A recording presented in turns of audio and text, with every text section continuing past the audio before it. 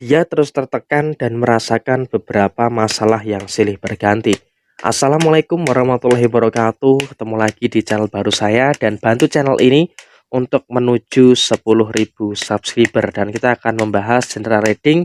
Dia merasa tertekan dan selalu dihantui oleh rasa bersalah. Nah, seperti apa kondisi yang muncul? Langsung saja kita akan buka kartunya menggunakan satu kartu oracle yang tentunya sudah saya acak sebelumnya.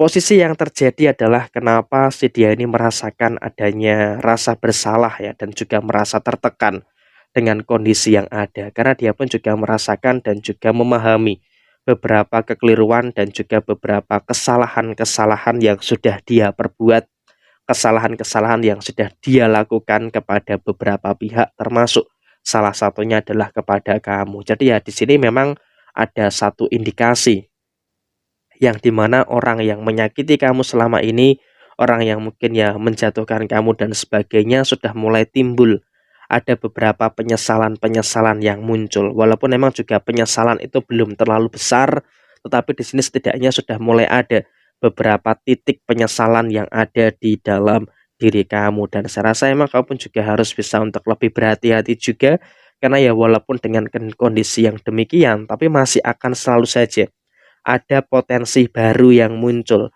terkait dengan beberapa masalah, terkait dengan beberapa persoalan-persoalan yang terjadi di kehidupan kamu. Memang ya ada beberapa tekanan yang dia rasakan, ada beberapa masalah yang dia rasakan, tapi di sini dia pun juga masih belum kapok untuk melakukan beberapa hal yang muncul di kehidupan kamu. Jadi ya dia pun juga masih tobat-tobat sambel lah. Artinya apa? Ada penyesalan tetapi juga masih terus berupaya untuk mengganggu stabilitas yang ada dalam diri kamu. Jadi di sini saya juga menyarankan bagi kamu yang beruntung untuk menemukan video ini, ya kamu harus bisa untuk memproteksi, harus bisa untuk menjaga situasi yang baik, harus bisa untuk menjaga situasi yang positif yang ada di dalam diri kamu. Memang ya ada beberapa kendala-kendala yang muncul, ada beberapa kendala-kendala yang terjadi, tapi setidaknya kamu juga harus mampu untuk bagaimana mensiasati supaya tetap berada dalam keadaan yang baik, tetap berada dalam keadaan yang positif yang terus terjadi di kehidupan kamu saat ini. Memang ya perkara-perkara itu masih ada,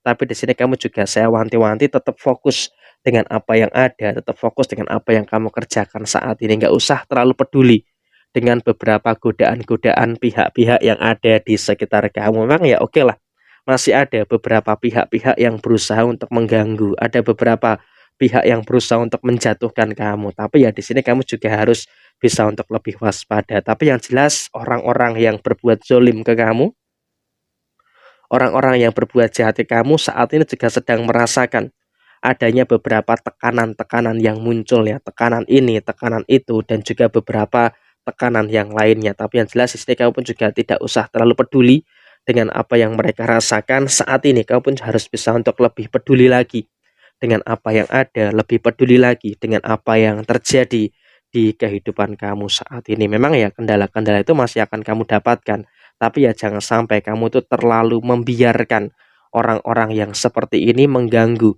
beberapa kendala-kendala yang terjadi di kehidupan kamu. Walaupun memang juga masih ada beberapa masalah yang terjadi, tapi di sini kamu juga harus bisa untuk lebih memperhatikan apa yang bisa kamu kerjakan. Dan untuk orang yang menyakiti kamu, ada beberapa tekanan yang dia rasakan. Ada 5 hal setidaknya yang akan dia rasakan dalam beberapa waktu ke depan. Yang pertama, dia akan tertekan secara finansial. Seperti yang kita bahas kemarin, dia akan terus mengalami beberapa tekanan-tekanan finansial yang terjadi. Sehingga apa? Kau pun juga akan beruntung nih melihat dia dalam kondisi yang terjebak dalam beberapa hutang, terjebak dalam beberapa permasalahan-permasalahan yang muncul, dan tentunya kau pun juga beruntung bisa menemukan beberapa masalah-masalah keuangan yang dia rasakan dengan beberapa pihak itu. Dan yang kedua, dia tertekan dalam beberapa upaya, usaha, dan juga pekerjaannya.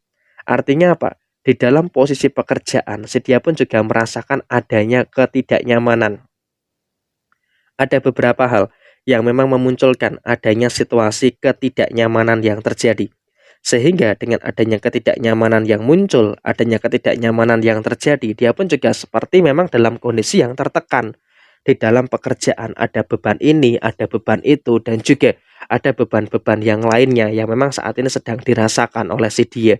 Tapi yang jelas di sini dia pun juga bisa mengerti apa kondisi yang terjadi, walaupun memang ada beberapa masalah yang sudah bisa dia selesaikan, tapi ya akan selalu timbul, akan selalu terjadi beberapa masalah-masalah yang lainnya yang akan muncul dan juga akan terjadi di kehidupannya saat ini. Jadi ya walaupun demikian, dia pun juga saat ini merasa tidak nyaman dalam pekerjaannya. Dan kemudian yang ketiga, dia juga merasakan berantakan secara segi perasaan.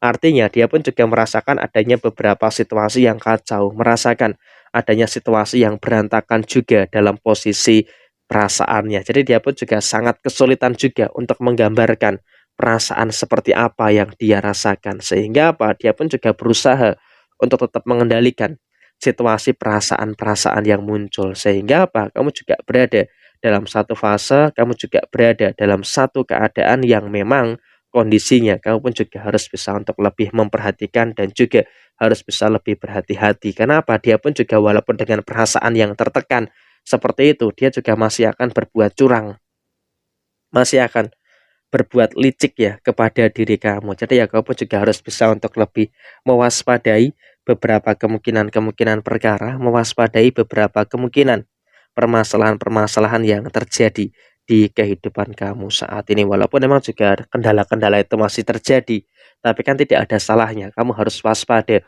dengan orang-orang yang seperti ini supaya apa? Tidak menimbulkan perkara, tidak menimbulkan permasalahan-permasalahan yang nantinya malah bisa mengganggu stabilitas yang ada dalam diri kamu saat ini. Jadi ya emang kamu harus bisa untuk lebih memperhatikan juga apa yang ada, memperhatikan juga apa yang terjadi di kehidupan sekitar kamu. Jangan sampai ada hal-hal yang kamu terlalu lemah atau terlalu lengah dengan beberapa hal yang terjadi. Dan kemudian keadaan yang berikutnya yang membuat dia tertekan adalah dia mengalami tekanan dari keluarga. Entah ada tuntutan ini, tuntutan itu dari keluarganya, tapi yang jelas di sini dia pun juga merasakan adanya tuntutan dari keluarga yang seperti membebani dia. Nah, ketika dia terbebani seperti itu, pasti dia akan merasakan ketidaknyamanan.